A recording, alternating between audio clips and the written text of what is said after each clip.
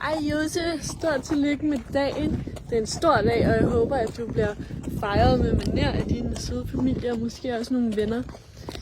Du skal vide, at jeg er utrolig taknemmelig over, at jeg gav tøjlerne, Mittis tøjler videre til dig. Jeg kunne simpelthen ikke have fundet et bedre match end jer to. Jeg synes, I passer helt perfekt sammen, og jeg er så glad for og taknemmelig for, at du giver hende al den kærlighed, du har.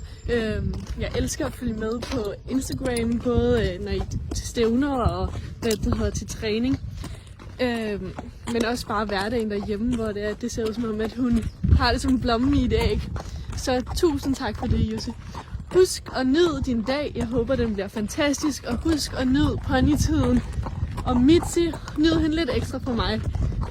Jeg savner hende, men jeg er helt sikker på, at hun ikke kunne have fået det bedre, end hvad hun har hos jer. Så tak for det. Ha' en dejlig dag. Tillykke med konfirmationen. Og vi ønsker dig alt muligt held og lykke i fremtiden. Vi håber, at din fremtid må blive lys og mild med solskin og smil. Så vil jeg gerne sige tak for alle de år, hvor du har reddet hos mig. Det har vi gjort godt, og du fortsætter med at ride, og det gør du også godt. Og vi er en dejlig hest. Og vi glæder os hver dag til at se dig, når du kommer og rider den og passer den og gør ved det. Så det er så dejligt at se. Og også at du hele tiden øver dig i at blive dygtig til at ride. Og nu med Helle og mig, vi synger en sang. Vi skåler for vores venner og dem, som vi kender. Og dem, som vi ikke kender, dem skåler vi med. Skål! Skål, Josefine, og tillykke! Hej Josefine, kæmpe stort tillykke med din konfirmation. Du skal vide, at både Katrine og jeg og hele teamet ønsker dig verdens bedste festdag sammen med din familie og venner. Og så har vi hørt, at du er bitter en gal pony, og det blev både mig og Rasho, da vi var rigtig, rigtig unge også. Og var det bare fedt at mærke og høre, at fremtiden, som jo er jer unge, I er klar til at tage over, når de gamle kraver her takker af på et tidspunkt. Mm-hmm. Og så har vi 2 råd til dig, Josefine, som vi selv prøver at efterleve på bedste vis. Det første det er at skabe dig et virkelig godt team omkring dig. Sørg for, at du værdsætter din familie, som står der for dig 100%. Det kan vi i hvert fald høre, at de gør.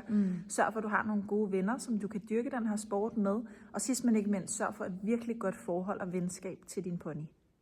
Jeg synes, at for teamets vedkommende, der er det bare så vigtigt, at man har nogle folk, som tror på en. Fordi det at arbejde med heste, det er virkelig bare oppe og nede. Og de perioder, hvor det går godt, jamen der er det jo nemt, fordi alle vil gerne være med, når det går godt. Men de perioder, hvor det er lidt tungt, og det ikke lige spiller, der er det bare så vigtigt, at man har nogen omkring sig, som er med til at løfte en op, og som tør at lægge en ny plan, når plan A og plan B og plan C allerede er gået i vasken. Så bliv ved med at lede efter de bedste teammembers til lige præcis dit team. Og så vil jeg også bare gerne lige indskyde, når nu du siger det, at så har jeg også hørt lidt, at du faktisk har haft det samme problem, kan man sige. Man laver sindssygt meget af det, men som mig, med at man får fjernet sine ben lidt, og så finder hesten eller ponyerne altså bare lige på et eller andet med at løbe mod udgangen, eller stoppe ved springene, eller... Og jeg kender så meget til at få de der jelly legs, så mit bedste råd til dig, men det er bare lige, jeg klapper altid lige på mine ben, inden jeg går ind, både til springundervisning eller til stævner, så bare lige for, at de er i live, og så sørg for, har vi også hørt, at vi skal sige, husk at blive bagom. Ja, og det er jo nok noget, som vi alle sammen har hørt. Bliv nu bagom hesten, få den nu foran benene, og hvordan gør man egentlig lige det? Og jeg tror, det er jo egentlig der, hvor dressuren faktisk kommer ind.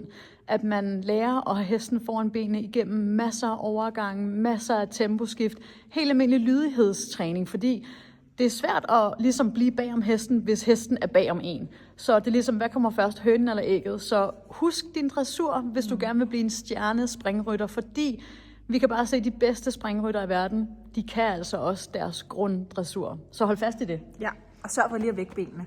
Og så har vi altså lige endnu et råd til dig, og det er at lave en drømmebog. Det er noget, vi selv virkelig gør meget ud af her, både for os, men også for vores team, hvor vi skriver vores store drømme ned i den her drømmebog. Og det kan være alt, og det kan være de største mål ever i verden, faktisk. Faktisk er vi helt oppe i en OL-medalje her, ikke? Jo.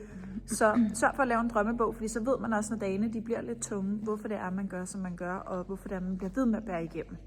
Og på de gode dage, der er der måske ikke brug for den, men de dage, hvor det bare er surt, og hvor man bare ingen motivation har, der er det altså ret sjovt at slå op i bogen og lige tænke, nå ja, det er jo det her, jeg gør det for, og det er det her, jeg kæmper efter, så afsted med mig. Josefine, du skal bare vide, at vi ønsker dig verdens bedste konfirmation, og alt held og lykke med alle dine store drømme i fremtiden. Og så hæpper vi sindssygt meget på dine ben og dit sæde. Ja. Jeg er sikker på, at det nok skal blive helt perfekt, når du bliver ved at øve dig så meget. Kæmpe stort tillykke, og vi krydser fingre for jer. Vi ses. Hej!